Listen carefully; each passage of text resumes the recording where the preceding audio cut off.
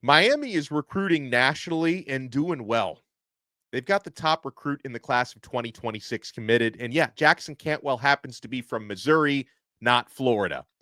But it is a little bit strange. We've given you this stat before that out of the top 50 recruits in Florida, class of 2026, only 15 of the 50 are committed to either Miami, Florida State, or Florida. This is worth a discussion. So let's assemble an epic crossover with Locked On Canes, Locked On Seminoles, and Locked On Gators.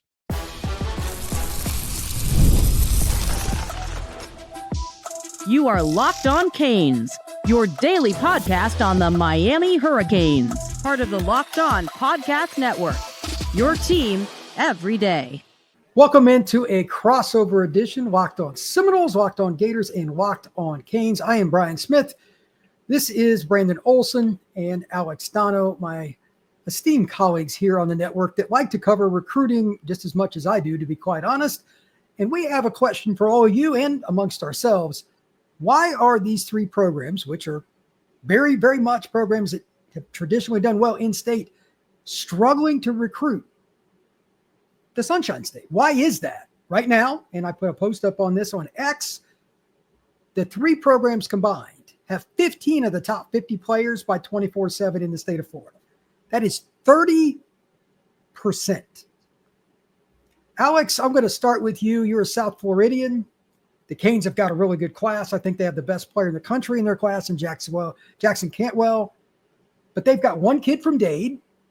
They've got, I believe it's 11 kids from the state of Florida. But they're not getting as many of the high-end kids, especially in South Florida. If you want to tackle that, however you want to do it, you're an expert on the area, fire away, my friend. Yeah, and when it comes to Miami, you have to start with Dade and Broward County, right? Because when you zoom out to the entire state of Florida, that stat that you have is wild about that, by the way. But Miami is actually doing okay in other parts of the state. They got a bunch of kids from the Orlando area committed, bunch of kids from the Tampa area, a couple players from the Jacksonville area committed. But the oddity of it, Brian and Brandon, is that as of, right now, mid-July, Miami, of course, their bread and butter typically are Miami-Dade County and Broward County players. They have one player committed from those counties that are right around the campus, and that's Jordan Campbell, the linebacker from Miami Northwestern, who, by the way, hasn't completely shut his recruitment down. He's going to take some official visits in the fall. So I can't even say he's 1,000% lock right now. They have one player from Palm Beach County, which is not far away, committed, Javian Mallory, the running back. But Dade and Broward only have one kid committed.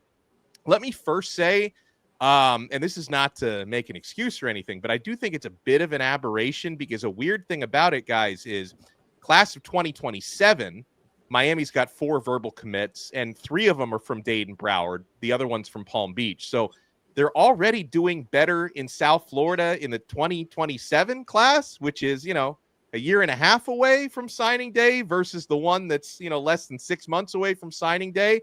The way that this is shaken out for Miami is downright strange, guys. And you could go case by case on certain players. I did feel like, Calvin Russell, who ended up going to Syracuse, was a bit of a miss there. 5-star receiver from Miami Northwestern. I mean, he didn't just leave South Florida. He left the area completely. He goes to Syracuse. I mean, Fran Brown clearly did a bang-up job with that recruitment. There's no question about it. And then there's one that's coming up here, several days away, few days away from making an announcement, is Derek Cooper, who I would consider to be a must-get for Miami. Chaminade Madonna, that's, the high school program that produced Jeremiah Smith, who Miami missed out on, but also JoJo Trader, who Miami did land. And Derek Cooper is one of the best players in the class, period. But he's been trended to Texas, guys. And if he's not been trending to Texas, Ohio State, Georgia are also very much in the mix. So we'll see what happens on July 20th when he makes his announcement. So it's been a really weird class, case by case. And it's really hard for me to explain it. I had Larry Bluestein on Monday morning, who, Brian, he knows Florida recruiting and South Florida recruiting better than anybody. And, he talked about this just being kind of a weird class when it comes to the South Florida players. A lot of them were late bloomers that maybe Miami wasn't necessarily in on very early. Like even Derek Cooper was a guy who was at Cardinal Gibbons and didn't really skyrocket his stock until he went to a certain camp a couple years ago and transferred to Chaminade. But I will say, like, when it comes, you mentioned Miami's got a really good recruiting class right now, as does Florida and Florida State. They're all doing really well on the trail right now. Mario Cristobal, for whatever reason, maybe it'll work out for him, has gone very national with the class of 2026. I mean, you mentioned Miami's got the top recruit in America, Jackson Cantwell, verbally committed from Nixa, Missouri. Miami, you could say, missed out on one of the top slot receivers in the class, Jason Lopez, who's currently verbally committed to Florida State. But Miami landed Vance Spafford from California, who they flipped from Georgia, who a lot of us feel is probably like on the field better than Jason Lopez. So it's like, well, do you say no to the kid from California just for the sake of taking the kid from South Florida? So decisions like that are being made where, and Cristobal, obviously, he's got connections in South Florida, of course, being from the area and coached here in the past, but he also has connections in California and the West Coast from his time at Oregon. He's got connections in other parts of the South, from his time at Alabama. So, in certain cases, Miami has chosen to take more of a national route in recruiting. You just have to hope that that doesn't alienate some of the local high schools when it does come time to try to, close kids from that class. And I'll give you a quick example on that. I mentioned Calvin Russell, who's verbally committed to Syracuse. He's got his teammate at Miami Northwestern in that receiving core, Nick Lanier, who some folks think is going to be even better than Russell. He's class of 2027. Syracuse is also very much in on Lanier's recruitment, and I think they're going to use Calvin Russell as a chip to say, hey, your buddy plays up here. He thought it was okay to leave South Florida for Syracuse. We're going to try to do the same thing with Lanier. So, you hope that in choosing more of a national route and landing some players that may be better than some of the local guys from other states, you don't alienate some of the South Florida high schools in the process. It is a wild political deal with recruiting your home base, no matter what school you are. Like the Gators is an example. They've got a kid from Buchholz that's committed. It's a good receiver, but if they'd have passed on him, the next time a kid comes out of Buchholz, if you don't think there are hard feelings there, I can tell you firsthand from talking to coaches all over the country, that stuff matters. So it's funny, like Schnellenberger would look at this class and he'd roll over in his grave because he's the one that started it for Miami, beating Bama, beating Florida, beating Georgia, beating all the schools back in the late 70s, early 80s for kids that always left Florida. They occasionally went to UF or Florida State, but for the most part, they left the state. And he flipped all that and the Miami dynasty began. So that's weird. But they've not normally done that well, like in Jacksonville. They're getting, like the last couple of classes, they've done well there. It's really odd. Miami switched that around. It's truly odd. And by the way, Spafford is my number one slot in the country, and I've seen him play. And I've also watched him run right at me and run a 4.35 laser. That kid is shot out of a cannon. I love Jason Lopez, and I think he'll do very well at Florida State. Spafford's even better.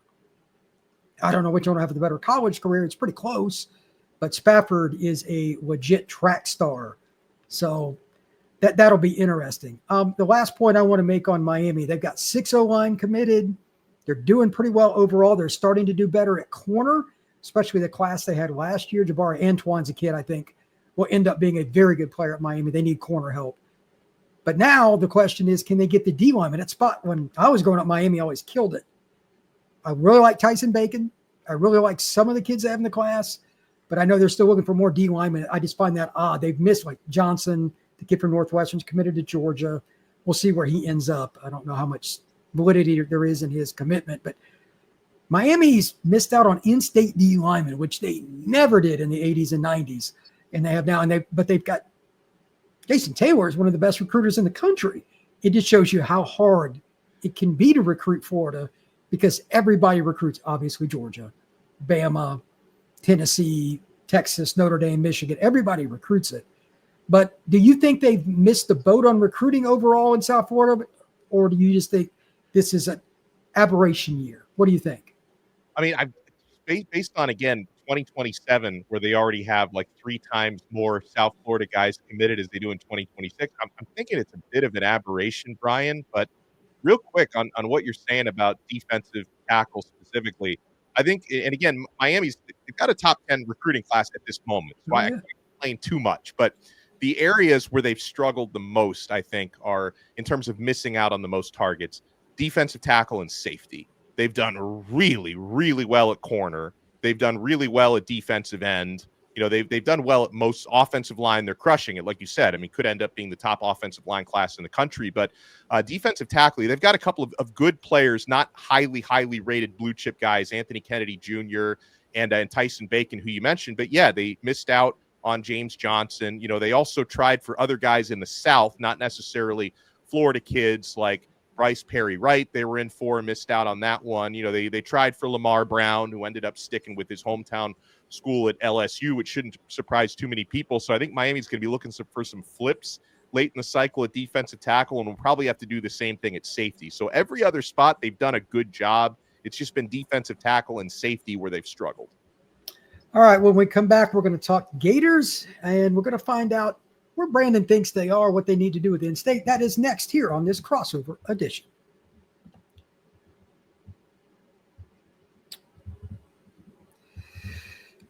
Where's Gametime at? Not heck with it. We've all been there, logging on early and waiting forever for concert tickets to go on sales, only to lose your spot to show that you've been trying to go see for a long time. It's really depressing. Live music should be about having fun, having memories, and not dealing with the stress of ticket shopping. That's where Gametime comes in. Gametime makes getting concert tickets faster and easier than ever. As it gets closer to showtime, you can actually save up to 60% off with last-minute killer deals. The other thing that I like about Gametime is, unlike a lot of things in my life where I looked at the price, saw something I liked, took it to the register, and then the price wasn't that number at all. It was something higher. That is very frustrating with Gametime. That does not happen.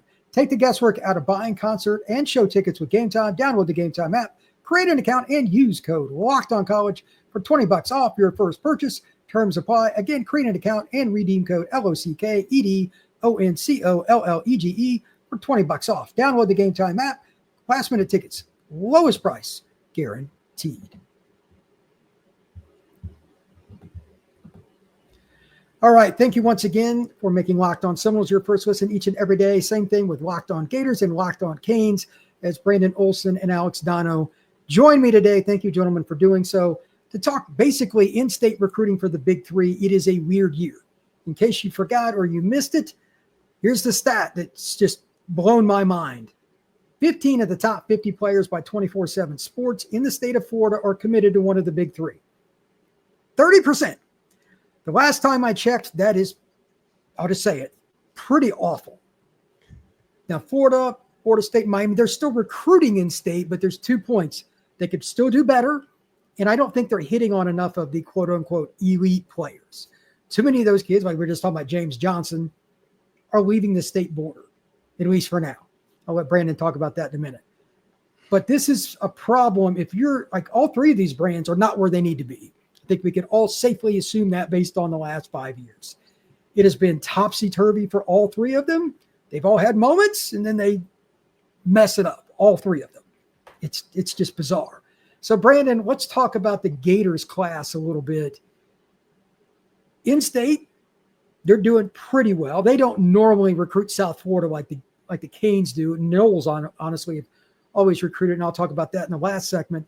They've got like a half dozen or so from South Florida. What do you think about the in-state recruiting for the Gators?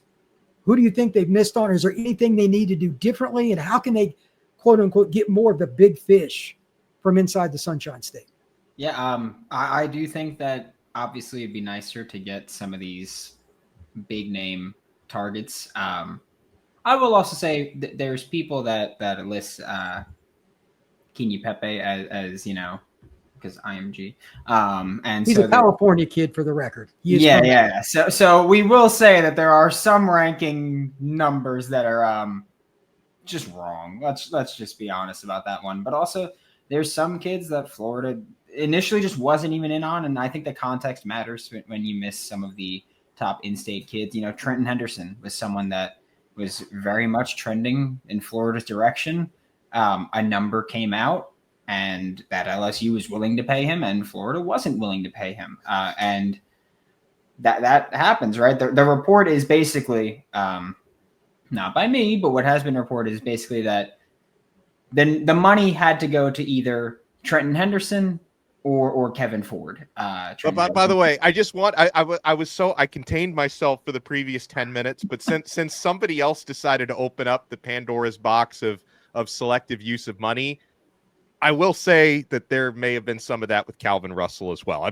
I will give you back the floor. I'll give you back the floor. Yeah, hey, it's context, and I know that there's people typing right now, "Ha, nerd." I don't care. It's context matters to me.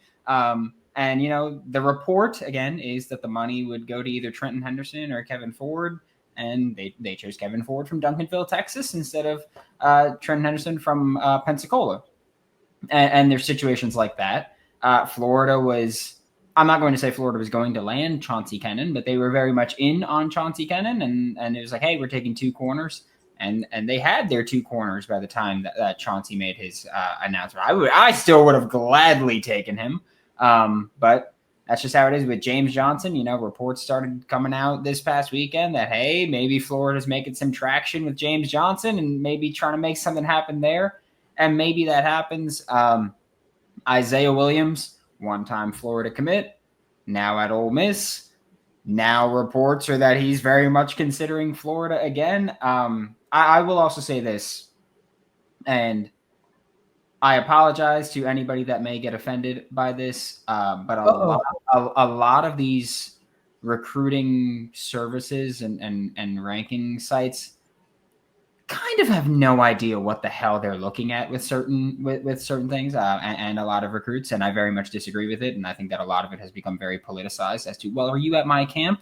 No, then there goes your ranking dipping, and stuff like that. I am putting less stock in rankings and recruiting services than ever before because of all the things we hear about how politicized it's become. And so I get it. I would love to land the top players at every position in every state, really, but especially in the state of Florida. But I do think that, Florida landed CJ Bronaugh, who I think is a tremendous corner. I don't care that he's ranked, I think 72nd nationally on 24/7.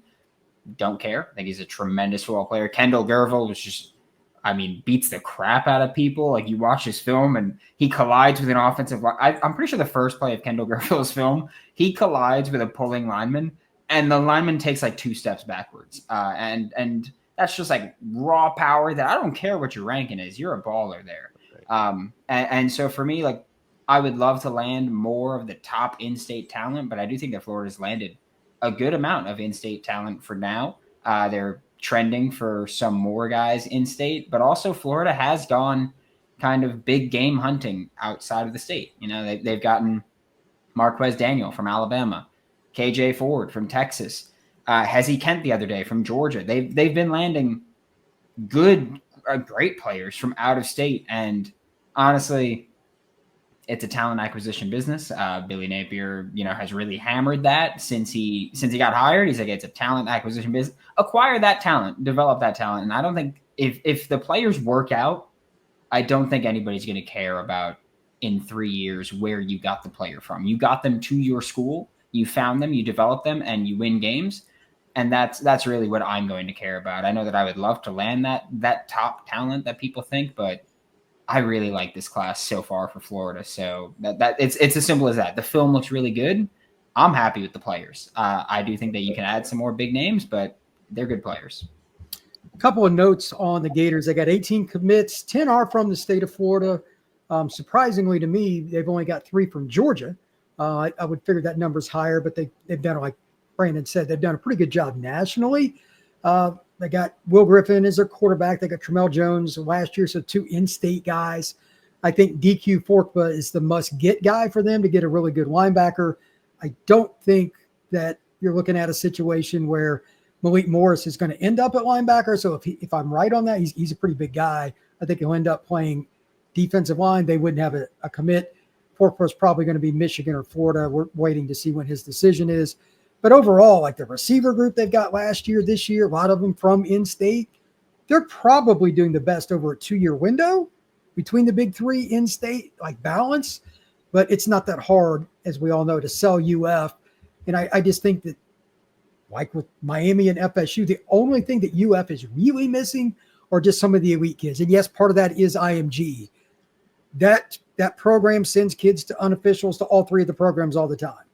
Those schools aren't getting the kids that much. And I actually spoke to someone yesterday that was at another event. I'll leave the person out of it. He told me there is extremely low buzz for the big three. And I'm like, oh boy. And it's, yes, the event is in the state of Florida. So I was like, that's ridiculous. But right now, I think UF is doing the best job of the three, consistently recruiting it. But it's a weird year. When we come back, hold on, real quick though. I mean, Brian, UF has something that Miami and Florida State unfortunately do not have, and it's that SEC badge. I mean, we're 100%. It matters. Like, I know fans out there on this site and on Donno's site won't like hearing it. I'm here to tell you 100-fold. The number of times I've had a kid tell me that playing in the SEC matters is at least a part of his factor, I couldn't count. Yeah. It's always something Miami and Florida State have to fight against. Absolutely. It always is. And I don't know what else to say other than it just means more. Okay. I'll remember that when they choke in a game this year, but that's another point. It's still going to beat the crap out of FSU. I don't know. Like, I don't trust that they're going to be healthy on either team. Like, games at the end of the year, I leave alone for now. But all three of these teams, to win more of these battles, as we get ready to transition one more time, they got to win games that people want to see. They all play each other, but I'm talking about against Clemson, against Georgia, like these schools in the out-of-state games stink right now, and it kills recruiting. They've got to win those games, and I know the coaches at these staffs know that as well. But could all three of these teams be top 5 recruiting schools again and really quick? Yes. But it's about winning games on the field. So it's possible. I'm just saying that they all have the potential. It's not hard to sell Florida State, Florida, Miami. Oh yeah, no. My little like, it's shaky about being top 5 ranked is because these recruiting sites don't know what they're looking at. So I'll take the more talented players for rankings, and that's fine. That's fair enough. When we come back, I'm going to talk a little bit about Florida State. I think they're the lowest of the 3 rosters talent-wise, but they've closed the gap. That is next here on this crossover.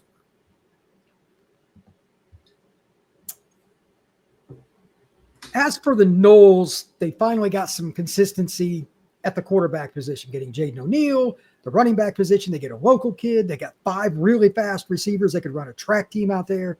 Got one of the most athletic tight ends. My concern is still O-line. They only have 2 commits. That's concerning, to say the least. They need to get more. Defensive line is nasty. Most of the kids from Georgia, ironically, they're just like UF and Miami. They're not hitting the home run in-state. In-state D linemen are not friendly to the big 3 right now. Like, it's bad. It is really bad. And then linebacker, they need another kid, but they did get Chauncey Cannon. Brandon was talking about that earlier. They got a pretty good DB class. This is Florida State's best class in the better part of a decade. The problem is it's still not a top 10 class. At least it's close.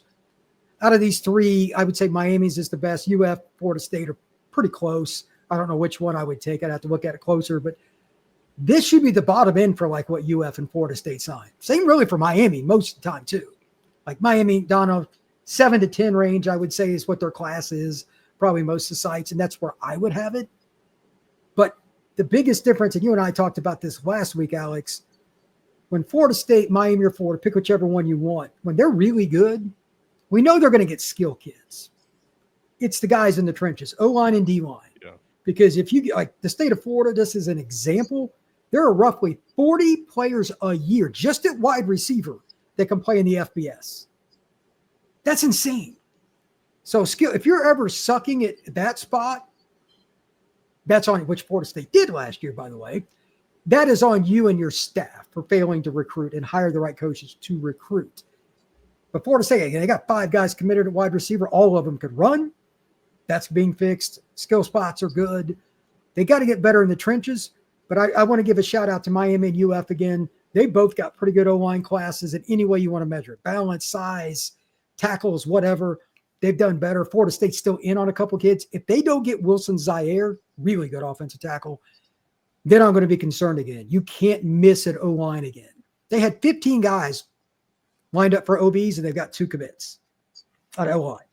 That is not the ratio that I'm looking for.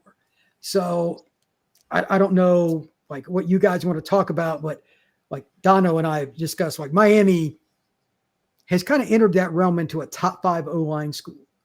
And that's not what they're known for historically, but it's had its moments. Right now, it's their best spot. Depth-wise, recruiting, all the things combined. Jackson Cantwell, I think everybody expects to play right away. Florida State, got Ernest Rankins, is like an incredible D-line class. There's going to be some great battles, and I'm looking forward to that. But if Florida State wants to win against UF and Miami, you don't necessarily have to recruit what Miami has on the O-line, but the numbers got to be better. So Florida State's closed the gap, but it's still not where it needs to be. Gentlemen, I'll just open the floor. What do you think about the state of Florida in general? What needs to happen for these 3 programs to quote unquote take the next step, win their league, or like Brandon? When's the last time UF beat Georgia? I don't even remember.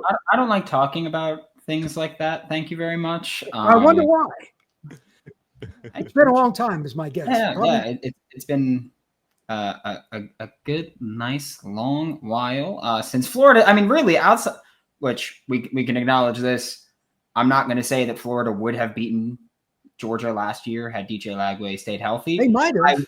I will say that they were up 10-0 in the second quarter when he did get hurt. Yeah. I will say, and they still almost won with Aiden Warner at quarterback playing his first snaps.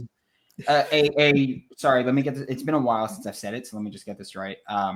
A redshirt freshman transfer quarterback walk-on from Yale came in and was playing against Georgia when DJ Lagway got hurt and they were up 10-0, and they still almost won the game.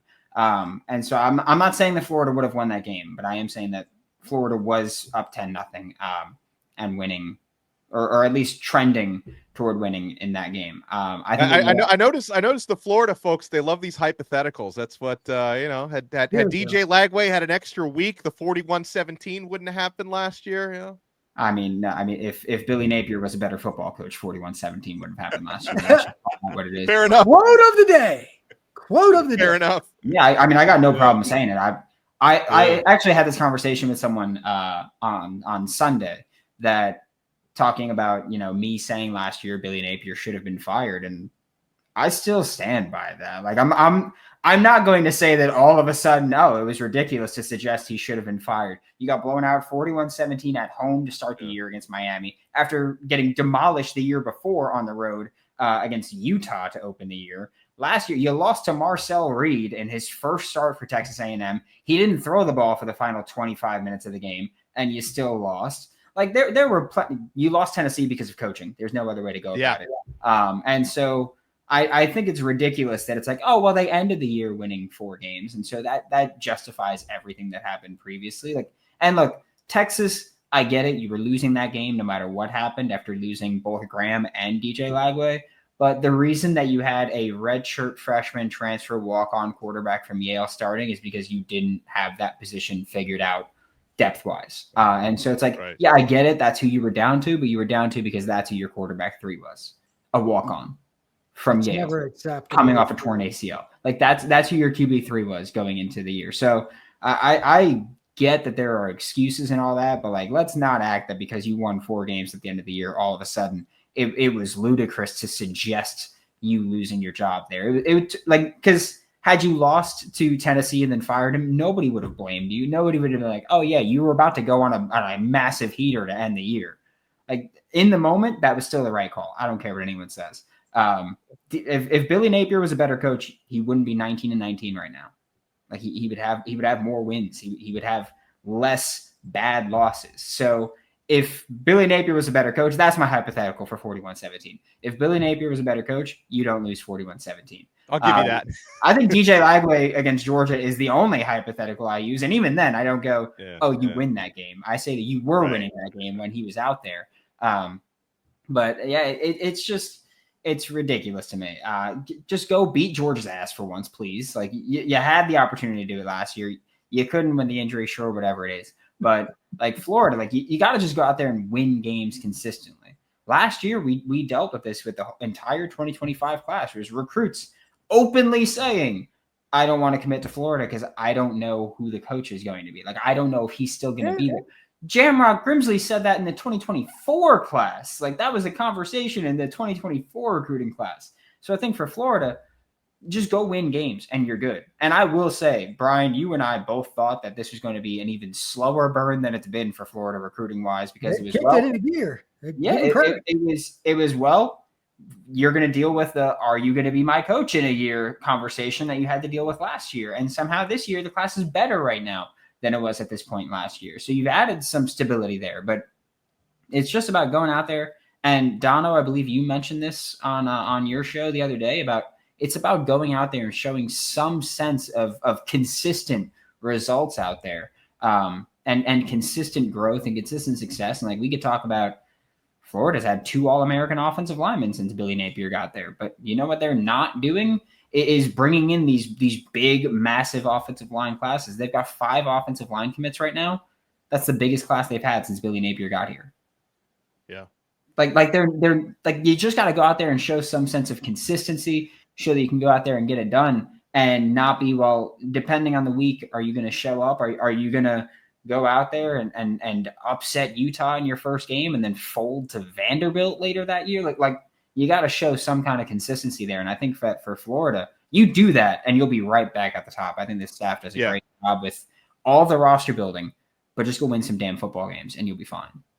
I co-sign on that from the Miami point of view as well. It's what, because I mean, I cannot question Mario Cristobal's recruiting chops, because he's proven it at Miami. He proved it at Oregon. He proved it, in lesser roles at Alabama. So I know the guy can recruit, and he still is recruiting. Like, again, Miami has a fine class, including the top player in the country, Jackson Cantwell, committed. So when I complain about missing out on player XYZ, it's a little bit nitpicky, but the point is, Miami is going to be able to win more of those battles if you can show top players around the country that you can get to the college football playoff here. You can actually win ACC championships here, which is something Miami hasn't done since they joined the conference 2 decades ago. And so, the greater point, and Brian and Brandon, I think you'll both appreciate this, is, for the very good job Mario Cristobal has done in recruiting so far, where he's landed a top 10 class, a top 5 class, one class that was just outside the top 10. Like, he's doing a bang-up job recruiting at Miami, but for those first few cycles,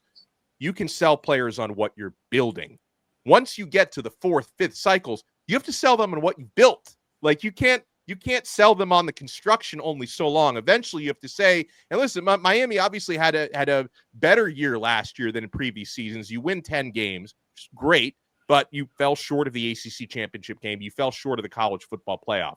So that's the next step. Like, you have to show you can get into those games, because guess what? When you're recruiting 5-star players, especially the ones who aren't from the area, who didn't grow up Miami fans, like, you're trying to land a top player out of Georgia or a top player out of California, like, you have to show them, like, you can come here and win big, right? Because they may decide, well, if I go to Ohio State or I go to Georgia, I'm going to have an opportunity to be playing for national championships.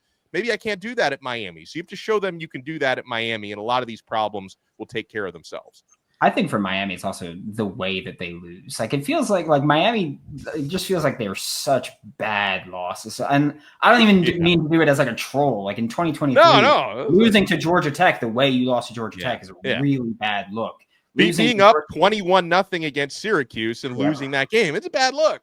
Yeah, it's not even so much losing the games. It's when you lose them and how you lose them that I think has really gone against Miami in that regard. Because, of course, if I'm Billy or if I'm Mike Norvell, which he's not really in a spot to talk about anybody right now, but if I'm Billy or if I'm Mike Norvell, then I'm going to go, look at that coaching job. That's bad coaching that you lost those games in the ways that they lost them. Like, that would be my negative recruiting pitch, is that you lost those games because of poor coaching. Yeah, right now, I have no sympathy for either one of you after what I covered last year. So I'm just going to let that ride. I said it when I came on Donno's Locked On ACC show. I said, these guys ain't winning more than 2 or 3 games when they started 0-2. And everybody laughed at me. I ain't nobody laughing now. That was just bad. I'm laughing for a different reason. I'm laughing at them. I just want to make that very clear. Yeah. Last year was 4-6 season since 1974. I was 1. That's a bad sign. So they have a lot. Yeah, it is what it is. It's just, you have to win these big games, and all three programs are in different spots. Florida State will have the biggest rebound of the three, but look what they're jumping over. It's like jumping over a nickel. So it's not that hard. Miami should be at a 10-win season.